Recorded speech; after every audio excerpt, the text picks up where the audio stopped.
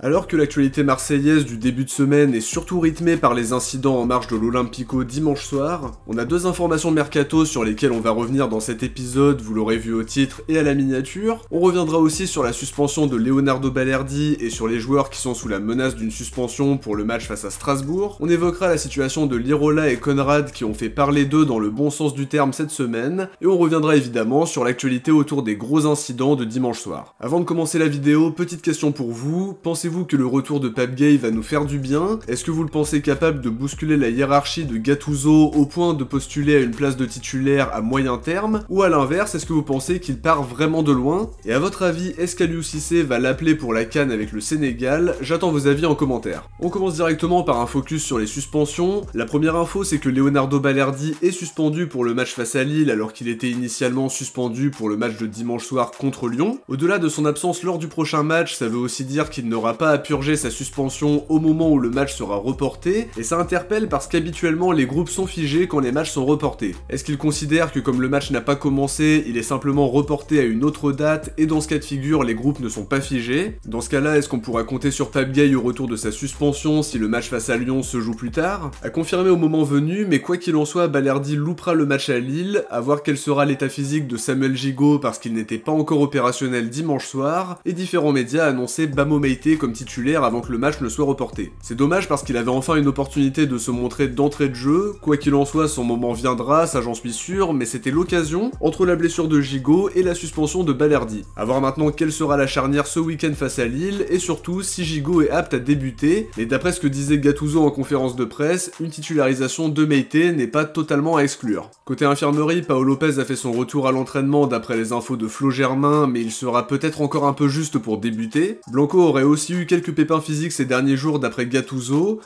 qui confirme aussi que François-Régis Muguet s'est blessé au quadriceps et qu'il n'est donc pas disponible. Azzedine Ounahi était déjà forfait face à Lyon après s'être blessé au dos en chutant chez lui, et d'après les infos de Florent Germain, il n'était pas à l'entraînement ce jeudi. À côté, on a plusieurs joueurs qui sont sous la menace d'une suspension pour le match face à Strasbourg s'ils prennent un carton jaune contre Lille. C'est le cas de Valentin Rongier et de Jordan Verretou au milieu de terrain, dans un secteur où on n'a pas des solutions extensibles, puisque Kondogbia a souvent été embêté par les blessures depuis le début de saison. Verretou revient lui aussi de blessure et son absence a été un gros coup dur. Ounahi n'est pour le moment pas de retour, donc il faut absolument éviter de prendre un jaune pour Rongier ou Verretou, même si c'est un secteur de jeu où ils sont très exposés. Samuel Gigot est lui aussi sous la menace d'une suspension, tout comme Joaquin Correa qui revient de blessure et qui avait fait son retour dans le groupe face à Lyon. Concernant la suspension de Pape Gueye, le milieu sénégalais a confié aux Phocéens que son retour était prévu pour le week-end du match face à Lorient. Ça semble se confirmer avec Gattuso qui a parlé d'un retour le 5 décembre de son côté. En tout cas, il fera donc son retour en match officiel à un mois de la Coupe d'Afrique des Nations qu'il espère disputer comme il y a 2 ans quand ils ont été sacrés. Aliou Cissé lui a toujours accordé sa confiance et j'imagine qu'il le prendra dans la liste s'il retrouve du rythme et du temps de jeu sur le mois qu'il reste avant la CAN. En tout cas, pour revenir à l'OM, je pense que son retour va nous être vraiment bénéfique. Il va apporter un profil différent, il aura faim après avoir regardé ses coéquipiers jouer sans pouvoir postuler une place dans l'équipe pendant plusieurs mois. Il sort d'un prêt intéressant à Séville, d'une prépa intéressante aussi, même si on comprend toujours pas pourquoi Marcelino l'a autant utilisé alors qu'on allait être privé de lui pendant 4 mois par la suite. Dans le système de Gattuso, ça peut fonctionner, ça va amener un peu plus de concurrence aussi, et je pense qu'il aura clairement son mot à dire. Maintenant, ce serait bien de valider sa prolongation pour éviter de le perdre libre l'été prochain, mais les échos étaient plutôt positifs il y a encore quelques semaines.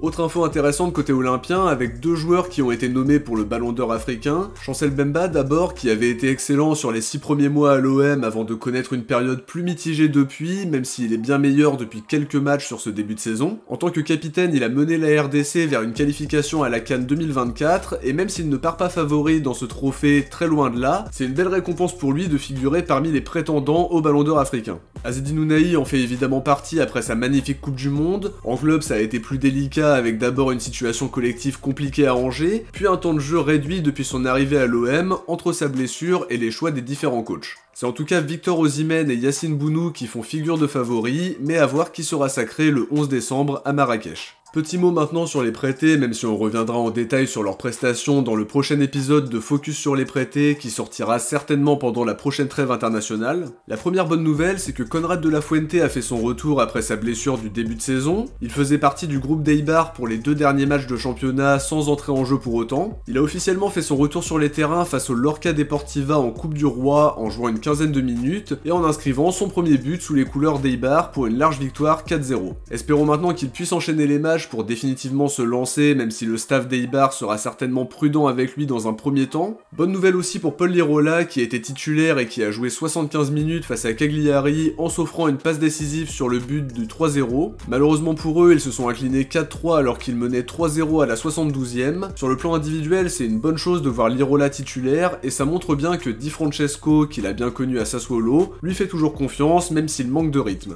Concernant l'Olympico, la LFP a officialisé le report du match au 6 décembre. Par le biais de Vincent Ponceau, les Lyonnais ne veulent pas que le match soit joué au Vélodrome et demandent à ce que ce soit sur terrain neutre. Personnellement, c'est une décision que j'aurais un peu de mal à comprendre étant donné que les incidents ne se sont pas produits à l'intérieur du stade et les 65 000 spectateurs ne sont pas responsables parce qu'ils n'ont vraiment rien à voir avec ce qui s'est passé. C'est pas de leur fait et ça nous empêcherait de recevoir cette saison pour l'Olympico. Après, on peut comprendre que les événements de dimanche soir les aient marqués et qu'ils ne soient pas forcément en confiance pour la prochaine fois, mais ce serait quand même une décision très surprenante. La direction marseillaise maintient sa position, c'est-à-dire de recevoir comme prévu au Vélodrome devant son public, il n'y a pas de raison. L'équipe précise que ces deux positions ne devraient pas interférer sur la décision que la LFP rendra au final. Par rapport aux questions de huis clos ou de terrain neutre, ça n'a pas encore été tranché, on devrait en savoir plus dans les prochaines semaines. À côté de ça, on apprend aussi que la direction lilloise a demandé des garanties sur sa sécurité pour le déplacement à Marseille samedi. Olivier Létang a envoyé un courrier à la préfecture des Bouches-du-Rhône en demandant de connaître les mesures qui seront prises pour s'assurer que leur déplacement se passe bien.